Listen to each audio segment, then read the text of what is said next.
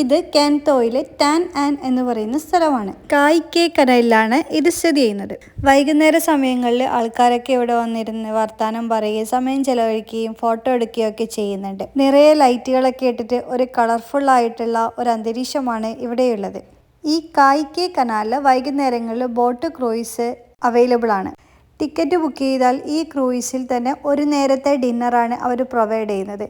കുറേ സമയം ആ ബോട്ടിനുള്ളിൽ കായലിലൂടെ അങ്ങോട്ടും ഇങ്ങോട്ടും നമുക്ക് സഞ്ചരിച്ച് ഫുഡൊക്കെ ആസ്വദിച്ച് കഴിച്ച് ഒരു DJ എന്നുള്ള രീതിയിൽ നമുക്ക് ആഘോഷിക്കാം. ഈ ബോട്ടുകൾ കാണാൻ വളരെ മനോഹരമാണ്. ഫുള്ള് ലൈറ്റും കാര്യങ്ങളായിട്ട് നമുക്ക് കാണുമ്പോൾ തന്നെ നല്ലൊരു അട്രാക്ഷനാണ് അത് തരുന്നത്. അങ്ങനെ കുറച്ച് സമയം നമ്മളും അതിലൂടെ നടന്നും അവിടെ ഇരുന്നും കുറച്ച് സമയം ചെലവഴിച്ച് നമ്മൾ പിന്നെ നേരെ പോയത് ഹോച്ചിമിൻ്റെ പ്രധാനമന്ത്രിയായിരുന്ന ഹോച്ചിമിന്നയാളുടെ ഒരു പ്രതിമ കാണാനാണ്. ഇവിടെയൊക്കെ വൈകുന്നേരങ്ങളിൽ എല്ലാവരും വന്ന് കുട്ടികളുമായിട്ടൊക്കെ വന്നിട്ട് അവർ കളിക്കുകയും അതേപോലെ വലിയവർ സമയം ചെലവഴിക്കുകയൊക്കെ ചെയ്യുന്നുണ്ട്.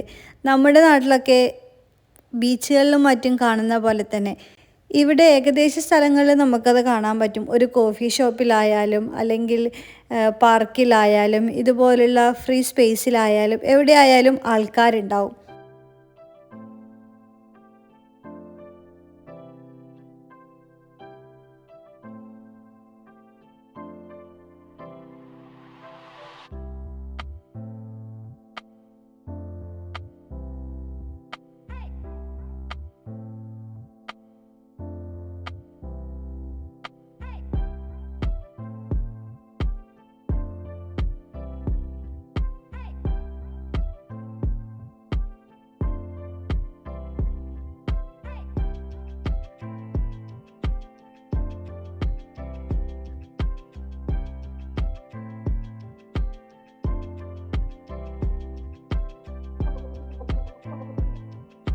വൈകുന്നേരങ്ങളിലാണ് ഈ സിറ്റി ലൈഫ് കാണാൻ രസം.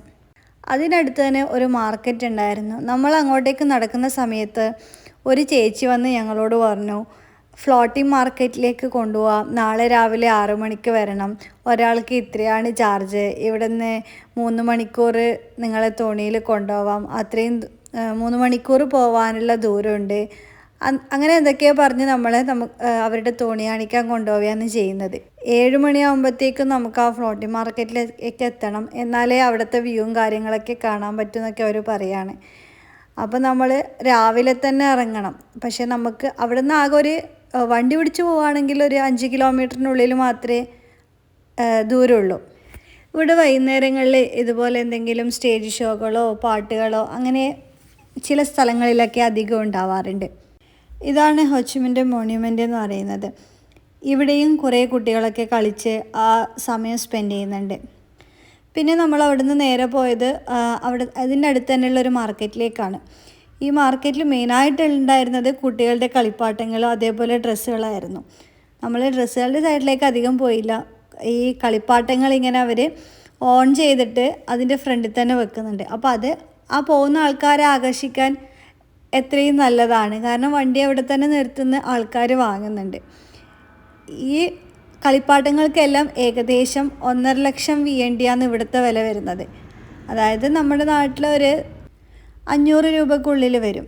പക്ഷെ നല്ല ഉണ്ടായിരുന്നു, ചിലതെല്ലാം നല്ല ക്വാളിറ്റി ഉള്ളതായിരുന്നു. ഷോപ്പുകളിൽ പോയാൽ നമുക്ക് ഇതിനേക്കാളും വില കൂടിയിട്ട് മാത്രമേ വാങ്ങാൻ കിട്ടുള്ളൂ. ഇങ്ങനെ കുറച്ച് ചീപ്പായിട്ട് സാധനങ്ങൾ വാങ്ങണമെങ്കിൽ ഇതുപോലെ മാർക്കറ്റുകളിലൊക്കെ തന്നെ പോകേണ്ടി വരും. ഇവിടെ എന്തൊക്കെ തരത്തിലുള്ള കളിപ്പാട്ടങ്ങളാണ് ഇവിടെയുള്ളത്. കുട്ടികളൊക്കെ എത്രയും പെട്ടെന്ന് ആകർഷിക്കുന്ന തരത്തിലുള്ള തിരിയുന്നതും മറിയുന്നതുമായ കുറേ വണ്ടികളും മറ്റ് കളിപ്പാട്ടങ്ങളൊക്കെ. അങ്ങനെ ഞങ്ങൾ ആ കളിപ്പാട്ടത്തിൻ്റെ ക്യൂട്ട്നെസ്സൊക്കെ കണ്ടിട്ട് ഞങ്ങളും 2-3 നോക്കി. ഈ ചെറിയ ചെറിയ മാർക്കറ്റിലൊന്നും ബാർഗെയിൻ ചെയ്ത് വാങ്ങാൻ പറ്റില്ല. അവർ അത്രയും വില കുറച്ചിട്ടാണ് ഇവിടെ വെക്കുന്നതിന്. അതിനിടയിൽ ആ കടയുടമ ഞങ്ങളെ നോക്കി ചിരിക്കുകയാണ് ചെയ്യുന്നത്.